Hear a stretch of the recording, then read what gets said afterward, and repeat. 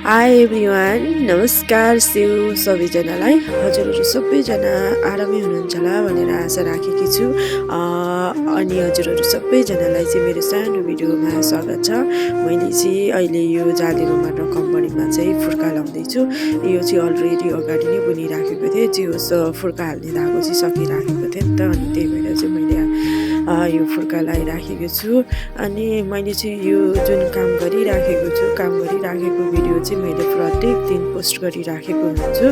अनि एक दिन चाहिँ मलाई कल आएको थियो एकजना बहिनीको, अनि बहिनीले भन्नुभयो, दिदी हजुरको भिडियो मलाई साह्रै मनपर्छ अनि हेरिराख्छु, अनि मनपर्छ, हजुर एक्लै हुनुहुँदो रहेछ अनि हजुरको साथमा चाहिँ बाबु पनि रहेछ, अनि एक्लै कामहरू कसरी गर्न सक्नु भएको छ, के गरी गर्नुहुन्छ, हामी त भ्याइँदैन, हामी त सक्दैनौँ भन्ने खालको कुरा गर्नुभएको थियो। अनि मैले चाहिँ भने आफूलाई परे आएको खण्डमा जस्तो सुकै पनि भोग्न तयार भइन्छ अनि गर्न पनि सकिन्छ। अनि मैले काम गर्दाखेरि चाहिँ हरेक कामलाई चाहिँ मैले आफैले टाइम मिलाएर टाइमको टेबल मिलाउँछु, अनि यो समयमा यतिको गर्छु अनि यो समयमा यतिको गर्छु भनेर त्यो आफैले तोकेर टाइम टेबल मिलाएर चाहिँ गरिराखेको हुन्छ नि त। अनि मैले चाहिँ त्यसरी भ्याउँछु, अनि मैले यो काम गरिराख्दा चाहिँ मैले कहिले पनि आत्तिदिनँ पनि, त्यस्तो आदेश पनि लाग्दैन।